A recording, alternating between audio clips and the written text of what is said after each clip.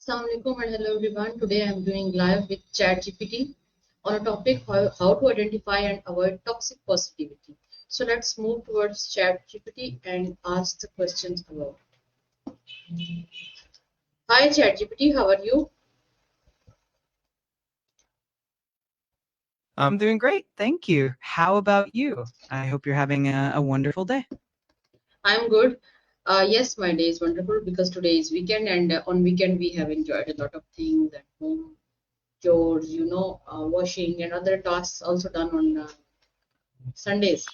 So I am enjoying and tired as well.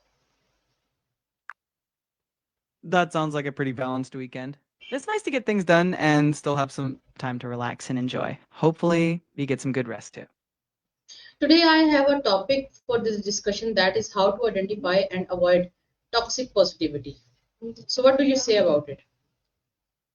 Oh, that's a really interesting and important topic. Toxic positivity is basically when there's an excessive emphasis on maintaining a positive mindset, even in situations where it's not appropriate or healthy. It can sometimes invalidate genuine feelings or make people feel guilty for having negative emotions. So it's all about finding that balance between being positive and also acknowledging real struggles. I'd love to dive deeper into it. And what does the word toxic positivity mean? The term toxic positivity refers to the overgeneralization of a happy, positive state across all situations, which can actually lead to the denial, minimization, or invalidation of genuine human emotions.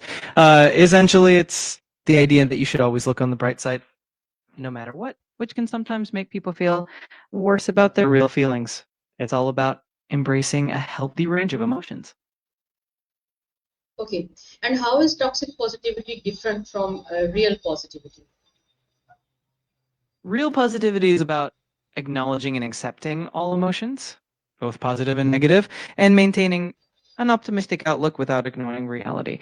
It encourages people to process their feelings and then find constructive ways to move forward. Toxic positivity, on the other hand, dismisses or downplays negative emotions and insists on positivity at all costs. So the key difference is that real positivity is balanced and inclusive of all feelings, while toxic positivity ignores or invalidates the negative ones.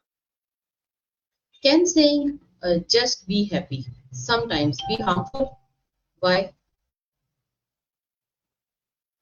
Absolutely. Saying something like just be happy can sometimes feel dismissive, especially when someone is going through a tough time.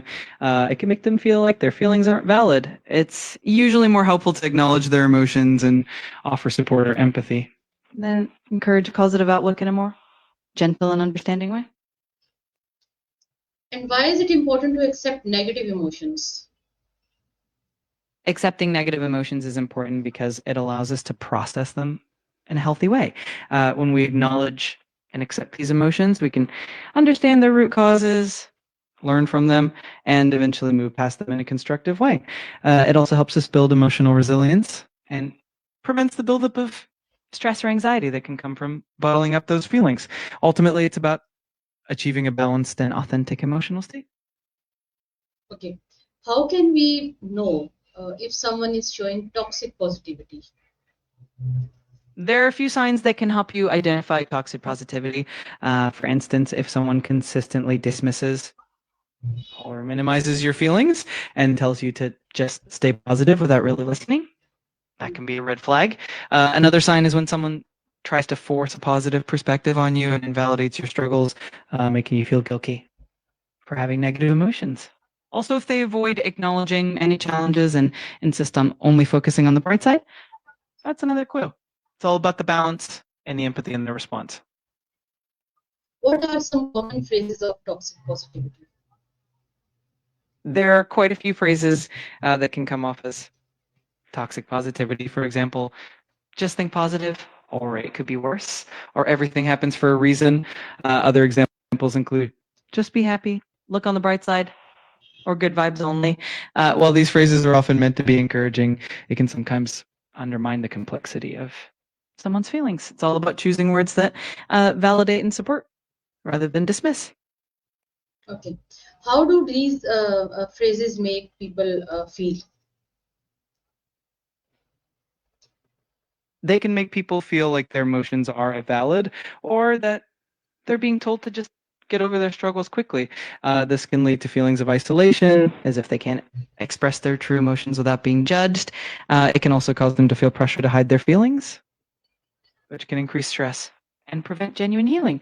Overall, it can make people feel misunderstood and more alone in their experiences. Okay, why is ignoring your problems not a healthy solution? Ignoring problems doesn't allow us to address the underlying issues, so they can build up over time and potentially get worse. It can also lead to increased stress, anxiety, and even physical health issues. When we face our problems, we can find solutions, learn and grow from the experience, and ultimately improve our well being. It's also about being honest with ourselves and allowing ourselves to process and heal in a healthy way. Okay, how can talking about feelings help instead of hiding them? Talking about feelings can be incredibly therapeutic because it helps us process and make sense of what we're experiencing. It can also reduce feelings of isolation because it reminds us that we're not alone and that others care about us. Additionally, expressing emotions can lead to new perspectives and solutions that we might not have thought of on our own. Can also strengthen relationships by building trust and understanding. Overall, Mhm. it's a great way to heal and grow. What is the danger of always pretending to be happy? Always pretending to be happy can lead to emotional suppression, Mm. where your true feelings get buried and don't get addressed. Over time, this can cause stress, anxiety, and even depression because the negative emotions don't get a healthy outlet. It can also create a sense of disconnection from yourself and others as feel authentic. Ultimately, it's important to find a balance between maintaining a positive outlook and being honest about how you feel. Okay, how can social media spread toxic positivity? Social media often showcases the highlight reel of people's lives, which can create an unrealistic standard of constant happiness and success. This can lead to the perception that everyone else's life is perfect, which can make people feel inadequate or pressured to appear happy all the time. The constant emphasis on positivity and perfection can sometimes invalidate real struggles and make it harder for people to share their true feelings. It can also foster a culture of always being okay, which can contribute to toxic positivity. Okay, why is it okay to feel sad, angry, or worried sometimes? It's completely natural and human to experience a Mm. wide range of emotions, including sadness and anger. These emotions are signals that something in our life might need attention or change, and they help us process experiences and grow. Allowing yourselves to feel these emotions can actually lead to better mental health as it prevents the buildup of repressed feelings. It also helps us connect with others on a deeper level, fostering empathy and understanding. So it's a healthy and important part of the human experience.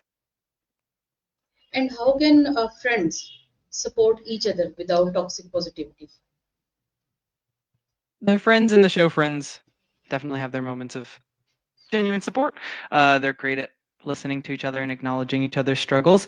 For instance, when one of them's going through a tough time, the others are usually there to listen, offer a shoulder to lean on, and provide honest advice rather than just pushing positivity. They also acknowledge the reality of their situations and don't shy away from expressing their true feelings. That balance of empathy, honesty, and support is what makes their friendships feel so real and comforting. What is the difference between giving hope and giving toxic positivity? Giving hope is about encouraging someone in a realistic and compassionate way, acknowledging their struggles while helping them see a path forward. It's about being honest, empathetic, and realistic, and helps people feel understood and supported. On the other hand, toxic positivity is when someone insists on only positive thoughts and dismisses or invalidates genuine emotions, which can feel dismissive and isolating. A key difference is that giving hope respects and acknowledges the full range of emotions, uh, Mhm. while toxic positivity tries to bypass the negative ones entirely. Thank you so much, ChatGPT, for clearing this concept to me. It was really a complicated concept before your explanation, so now it become easy for me. I'm so glad I could help clarify that for you. It's definitely a nuanced topic, but you're absolutely right. Understanding it can make a big difference in how we support ourselves and others. If you ever have more questions, I'm always here to help. Not yet. I'll come back with another topic soon. Till then, great. Bye bye. Sounds great. I'm looking forward to it. Take care and have a wonderful time until then. Bye for now. So, viewers, this was the conversation with ChatGPT. If you have any question related the how to identify and avoid toxic positivity, just leave your question in the comment box.